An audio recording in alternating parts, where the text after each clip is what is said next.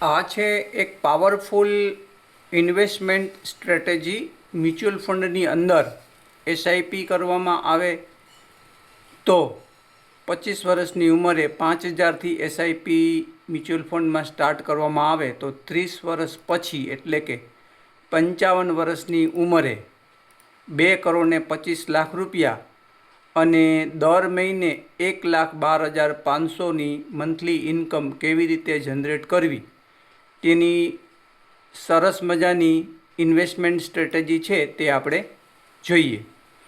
25 વર્ષની ઉંમરે 5,000ની SIP pure equity ફંડમાં ઇન્વેસ્ટમેન્ટ કરવામાં આવે અને 17.5%નું ઇન્ટરેસ્ટ ધારવામાં આવે. 10 વર્ષે તેના 15,00,000 રૂપિયા થાય.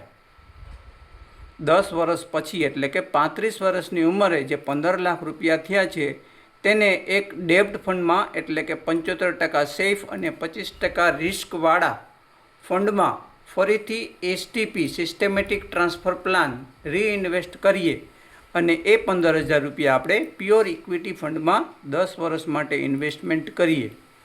અને આ જે 5,000 રૂપિયા છે તે આપણી અગાઉની જૂની એસઆઈપી એઝ ઇટ ઇઝ ચાલુ છે. ટોટલ આપણી 20,000ની એસઆઈપી 35 વર્ષની ઉંમરે ફરીથી સ્ટાર્ટ થઈ અને ઇક્વિટી ફંડમાં ઇન્વેસ્ટમેન્ટ કરવાથી 17.5%ના ઇન્ટરેસ્ટમાં 10 વર્ષે 60,00,000 રૂપિયા થશે.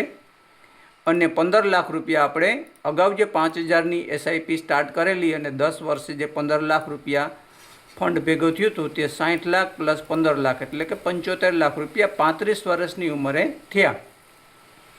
હવે 45 વર્ષની ઉંમરે આજે 75,00,000 રૂપિયાનું આપણે કઈ રીતના પ્લાનિંગ કરશું એટલે કે 30,00,000 રૂપિયાને આપણે આપણા પર્સનલ એક્સપેન્સ માટે મંથલી ઇન્કમ પ્લાન એટલે કે SWP સિસ્ટેમેટિક વિડ્રોવલ પ્લાન તરીકે આપણે 75% સેફ અને 25% રિસ્કવાળા ડેબ્ટ ફંડમાં ઇન્વેસ્ટ કરશું.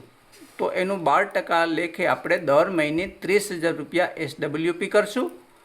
અને બીજા જે 30,00,000 રૂપિયા છે તેને આપણે પાછું એ જ ફંડમાં એવા જ ફંડમાં 75% સેફ અને 25% રિસ્કવાળા ફંડમાં રીઇન્વેસ્ટ કરવા માટે એસટીપી કરશું 30,000ની અને એ આપણે પ્યોર ઇક્વિટી ફંડમાં સિસ્ટેમેટિક ટ્રાન્સફર પ્લાન કરશું 10 વર્ષ માટે.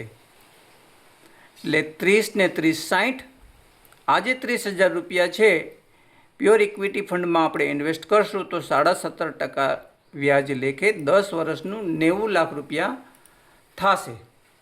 હવે આ 30 ને 30 60 અને બીજા 15,00,000 75,00,000માંથી એ આપણે 15,00,000 રૂપિયાનું રીઇન્વેસ્ટ કરશું 45 વર્ષની ઉંમરે 10 વર્ષ માટે તો એના થશે 75,00,000 રૂપિયા. તો આ 55 વર્ષની ઉંમરે આજે 30,000ની એસઆઈપી આપણે 45 વર્ષે ચાલુ કરી હતી તેના 90,00,000 થયા. અગાઉના આપણા 15,00,000ના ઇન્વેસ્ટમેન્ટમાંથી જનરેટ થયેલી ઇન્કમ 60,00,000 એ આ 60,00,000 30,00,000 ને 30,00,000 અને 15,00,000 રૂપિયા 45 વર્ષની ઉંમરે ફરીથી રીઇન્વેસ્ટ કરવામાં આવેલા 17.5% લેખે તેના આપણે 75,00,000 થયા. 90,00,000 60,00,000 અને 75,00,000 એમ કરીને 2,25,00,000 રૂપિયા 55 વર્ષની ઉંમરે આપણી પાસે ફંડ ભેગું થાય અને તેને 100% સેફ ફંડની અંદર માત્ર 0.5% લેખે ઇન્ટરેસ્ટ ગણી અને આપણે ઈચ્છીએ ત્યાં સુધીના સમયગાળા દરમિયાન માટે મંથલી ઇન્કમ પ્લાન તરીકે 1,12,500ની આપણે SWP કરી શકીએ. મંથલી ઇન્કમ પ્લાન તરીકે આપણે આ ફંડનો યુટિલાઇઝ કરી શકીએ. તો આ હતો 30 વર્ષનો મ્યુચ્યુઅલ ફંડની અંદર ઇન્વેસ્ટમેન્ટ કરવાની સ્ટ્રેટેજી. Thank you.